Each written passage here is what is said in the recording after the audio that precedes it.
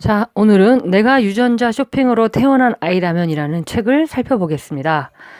이 책은 생명공학 기술에 대해 알아보고 생명을 다루는 생명공학 기술에 대한 다양한 찬반 의견, 그리고 생명공학을 바라보는 여러 가지 윤리적 관점들을 소개하는 책입니다.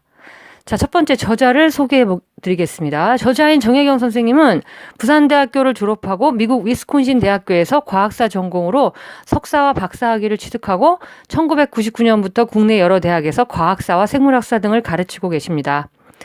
자, 그러면 본문을 요약해 볼게요. 자, 이 책의 목차를 보면 크게 세 가지 장으로 나누어져 있어요. 첫 번째, 유전자를 쇼핑하는 시대 과연 올 것인가?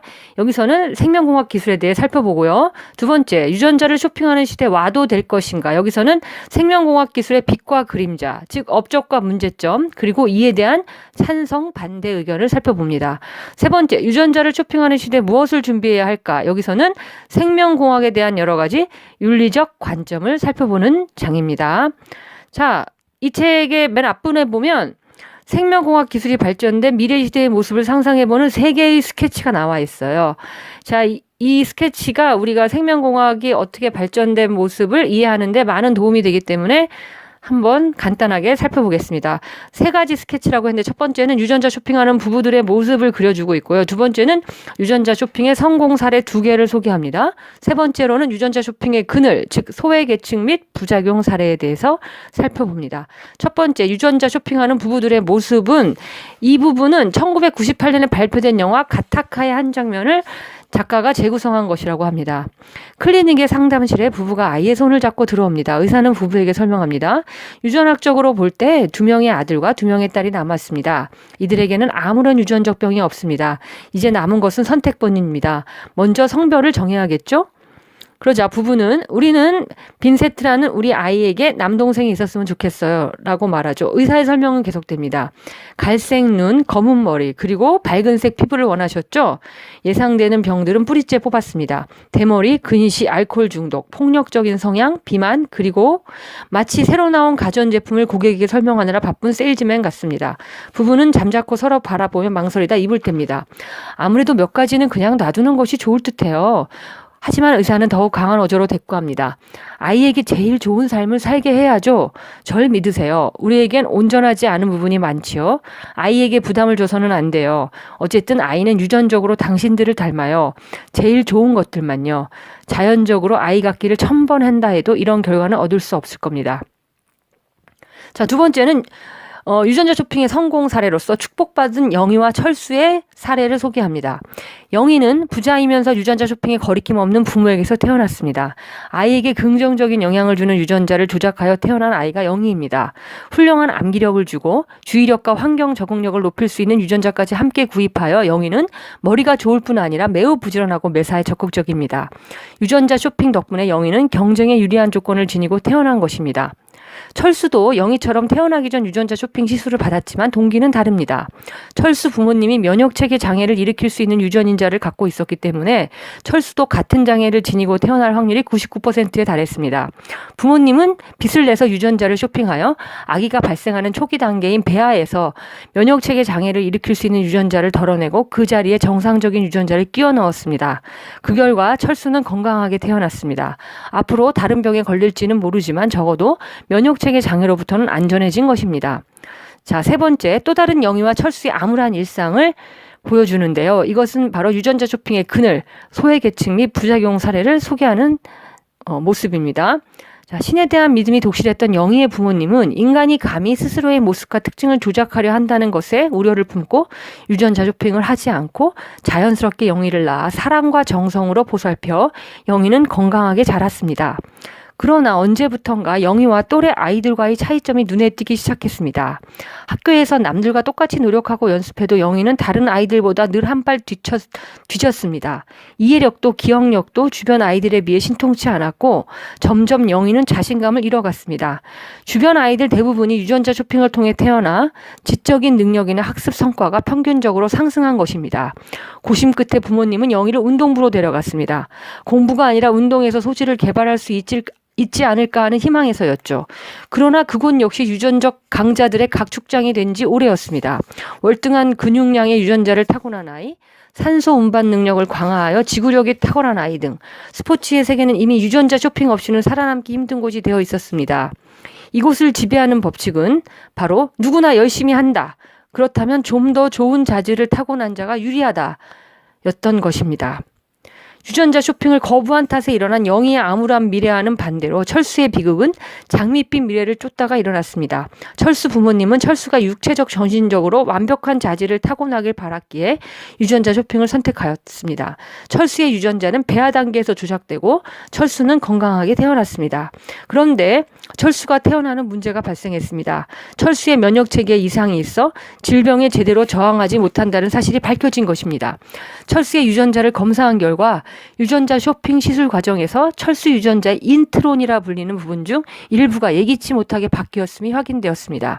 인트론은 유전자의 대부분을 차지하는 이른바 정크 DNA에 해당하는 부분으로 아무런 유전 정보도 담고 있지 않지만 무언가 역할이 있을 것으로 추측되어 왔습니다. 하지만 인트론의 변화가 있었음을 안다 뿐이지 그것이 철수의 면역체계 장애를 가져온 직접적인 원인인지는 알 수 없었습니다. 인간이 생명공학의 힘을 빌려 자신의 유전자를 조작하고 있지만 아직까지 밝혀내지 못한 부분 역시 많기 때문입니다. 면역체계 이상 때문에 철수에게는 사소한 병균도 치명적일 수 있습니다. 정상적인 유전자를 삽입하여 치료하는 방법도 있지만 이 역시 쉽지 않습니다. 부작용이 어떻게 일어났는지 정확히 모르는 상태에서의 치료는 위험한 도박이기 때문입니다. 자, 이렇게 세 개의 스케치로 여러분은 유전자 쇼핑이 일반화된 미래 시대의 모습을 조금 그려볼 수 있나요?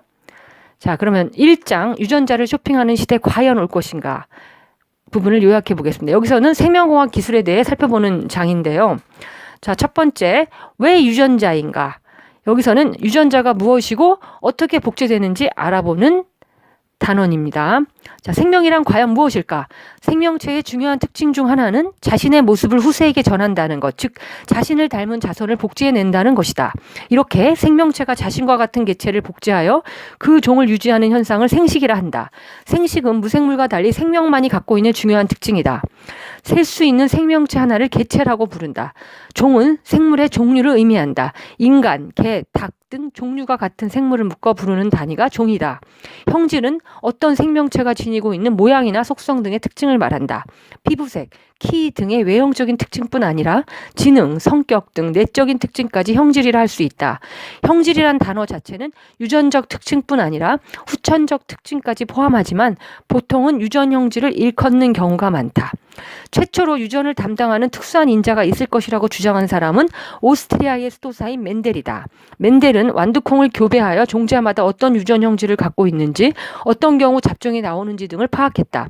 그는 수세대의 완두콩을 재배하면서 모양이 주름진 것과 둥근 것, 또는 색깔이 노란색인 것과 초록색인 것으로 나누는 등 완두콩을 형질에 따라 분류하고 형질별로 그 수량을 기록하여 치밀한 실험을 했다.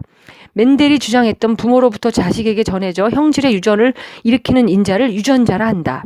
유전자는 생명체의 구조와 형질을 담고 있는 일종의 설계도라 할 수 있다. 생명체는 세포로 이루어져 있고 세포 내부에는 세포액이 자리 잡고 있다. 현미경으로 세포액을 정교하게 관찰한 결과 실처럼 생긴 구조물이 발견되었는데 이것이 바로 염색체이다. 관찰과 실험 결과 염색체가 부모의 유전자를 자식에게 전달하는 운반 물질이라는 것이 밝혀졌다. 유전자를 이루는 물질은 바로 DNA이다. 1869년 스위스의 화학자 미셰르에 의해 발견된 DNA는 핵 속에 전달하는 산성 물질이라는 의미에서 색산이라고 불리기도 한다.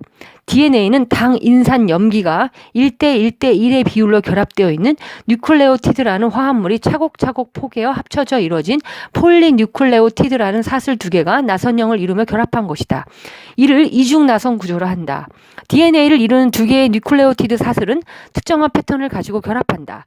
뉴클레오티드를 구성하는 당과 인산은 한 종류밖에 없으나 염기에는 아데닌, 티민, 구아닌, 시토신이라는 네 가지 종류가 있다. 아데닌은 다른 쪽의 티민과 구아닌은 시토신하고만 짝을 지어 결합한다. 이러한 DNA 두 나선의 상보성은 생명 복제와 유전의 비밀을 푸는 열쇠가 되었다. 자, 24페이지 오른쪽 페이지 그림을 한번 살펴봐 주세요. 그러면 요 지금 설명을 잘 이해할 수 있을 겁니다. 한 장 넘겨서 왼쪽 페이지의 그림을 보면 세포, 핵, 염색체, DNA가 어떤 모양이 있는지 여러분은 알 수 있습니다. 그럼 이 DNA는 어떻게 복제될까요? 유전자는 몸의 어느 한 부분이 아니라 몸을 이루는 각 세포에 존재한다. 세포가 분열하여 우리의 몸이 만들어질 때 DNA 역시 복제되는 것이다. DNA 복제 순서를 살펴보면 1. DNA 복제 준비가 되면 DNA를 이루는 두 가닥의 사슬이 서로 떨어져 나간다. 2. 두 개로 분리된 각 사슬을 따라 새로운 사슬이 만들어진다. 두 개의 사슬 중 한쪽의 염기 서열에 따라 다른 한쪽의 염기 서열은 자동적으로 정해지기 때문에 사슬 하나만으로도 이전과 똑같은 DNA가 만들어진다. 3. 그 결과 처음의 DNA와 동일한 DNA가 두 벌 얻어진다. 유전자, 즉 DNA에 담겨있는 유전 정보가 생명의 설계도 역할을 한다는 것은 DNA에서 염기가 배열되어 있는 순서에 따라 특정한 단백질이 만들어진다는 뜻이다. 우리 몸은 단백질에 의해 구성되고 지탱된다. 단백질은 몸의 각 기관을 구성하는 재료일 뿐 아니라 몸속에서 일어나는 호흡, 소화, 배설, 면역, 신경활동 등의 화학적 반응을 수행하는 분자이기도 하다. 이런 중요한 기능을 하는 단백질을 만드는 데 필요한 모든 정보가 DNA의 염기 서열에 담겨 있다. 이 염기 서열에 따라 단백질을 이루는 아미노산이 만들어지므로 단백질에 의해 구성되는 우리 몸의 타고난 형질은 순전히 DNA 염기 서열에 달려있는 것이다. 핵에서 DNA의 염기 서열 정보를 주형 삼아 RNA, 즉 리보핵산이 만들어지고 다시 이 RNA는 세포질로 이동하여 단백질을 합성하는 주형 역할을 한다. 이로써 DNA 염기 서열이 지니고 있는 정보는 중간 단계인 mRNA를 거쳐 단백질로 고스란히 전달된다.